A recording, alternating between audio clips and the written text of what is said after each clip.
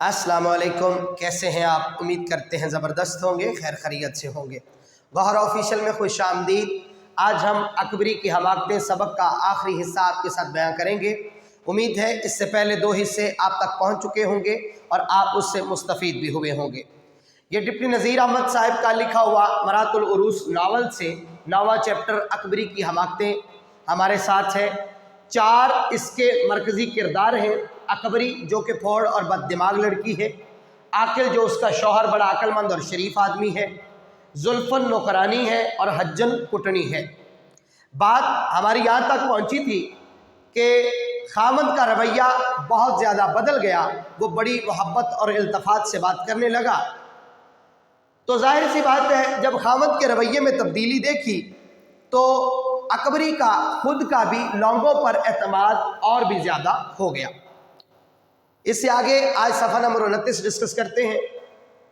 बात को आगे बढ़ाने से पहले आपसे रिक्वेस्ट करेंगे कि चैनल को सब्सक्राइब कर लें, बेल आइकन को दबा लें ताकि आइंदा आने वाले नोटिफिकेशंस आप तक पहुंचते रहें।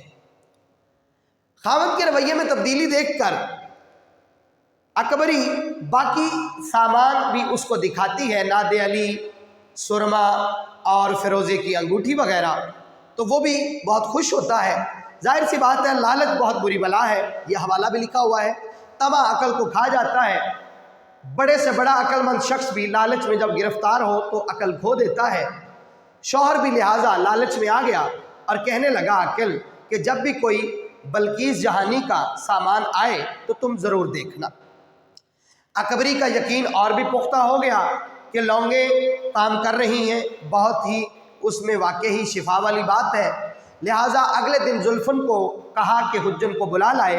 आज हुज्जन आई तो अकबरी बेटी बनी और उसको माँ बनाया और काफ़ी गुफ्तो शनीद हुई। बिल आखिर उससे पूछती है कि क्या और कोई माल नहीं आया बेगम बल्कीस जहानी का?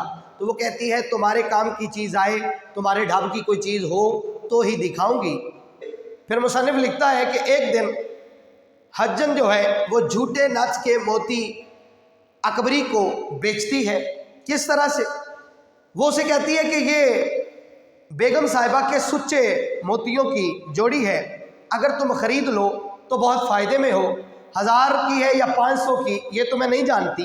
पन्ना मल जौहरी जो है मुझको धक्के से 200 रुपये दे रहा था, मगर मैंने तुम्हारे लिए नहीं उसको दी। ये मैं बेगम से 50 रुपये की ख़रीद के लाई हूँ, तुम मुझसे 50 की ले लो। अकबरी कहती है कि अभी तो उसके पास 50 रुपये नहीं हैं। तो हुज्जन उसको मशवरा देती है कि पौंचियाँ बेच लो, बालियाँ, कानों के कांटे वगैरह जो औरतों के जेवरात में होते हैं उनको बोलते हैं, तो अगर तुम वो बेच लो तो ये उसके बदल में मैं तुमको दे दूंगी। तो वो बेवकूफ़ औरत है, फ़ौरन अपना संदूकचा जेवर का निकाल के ले आती है।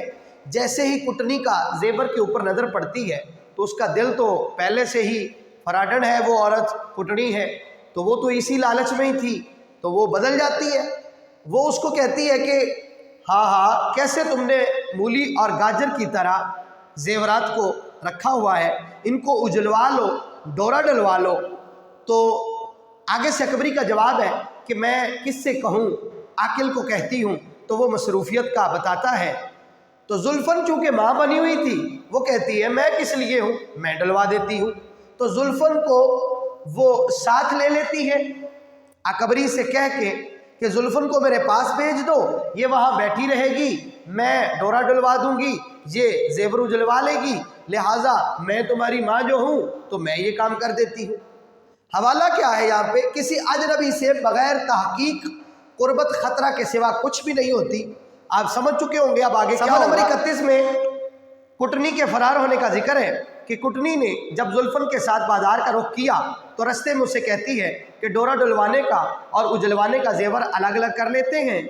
और इसी बहाने से उसको जब वो संदूकचा खोलती है या पोटली खोलती है तो उसको कहती है कि नाक की नकेल नहीं है। फिर खुद ही अंदाजे से बताती है कि वो पानदान के ढकने पे रह गई है।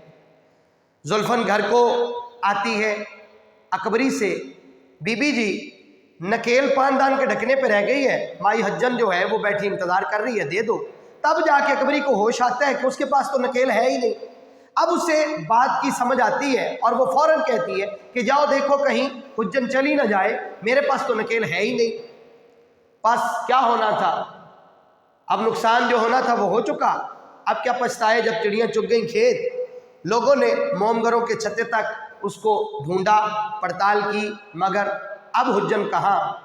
سر پیٹ لیا، شور ہوا، بہت زیادہ جھگڑا بھی ہوا، مگر کٹڑی کا سراغ نہ ملا۔ میاں بیوی ایک دوسرے سے جھگڑ کر، ایک دوسرے کو قصوروار کہہ کر، تھک ہار کر خاموش ہو گئے، کیونکہ اب وہ دونوں ہی قصوروار تھے۔ محمد عاقل کو بھی چاہیے تھا کہ 4 آنے کی چیز کو اگر کوئی اس طرح سے دے جاتا ہے جو 2 روپے کی ہے اور 4 آنے کی ہے، تو اس کی تہہ تک پہنچتا اور اس کو مال اسباب واپس کرواتا اور اس حجن کا گھر میں آنا بند کرواتا، مگر وہ بھی لالچ کا شکار تھا اور خود اکبری تو تھی ہی بد سلیقہ، لہٰذا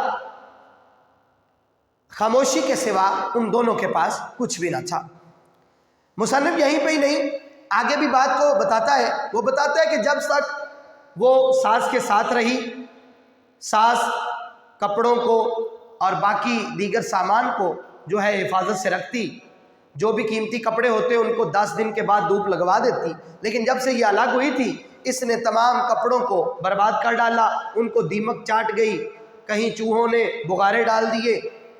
المختصر یہ کہ نانی کے لاڈ پیار سے اکبری بگڑ چکی تھی، کیونکہ اس کی لڑکپن کے اندر تربیت اور تعلیم کا خیال نہ رکھا گیا، لہٰذا تمام گھر کی بربادی اکبری کے بد سلیقہ اور بدشعار ہونے کی وجہ سے ہوئی۔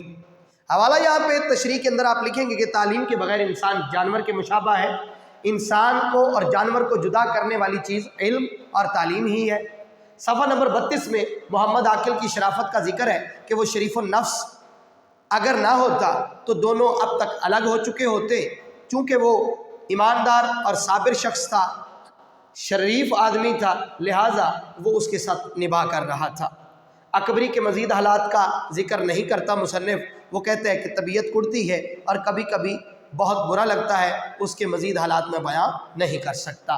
یہاں پہ حوالہ اللہ صبر کرنے والوں کے ساتھ ہے۔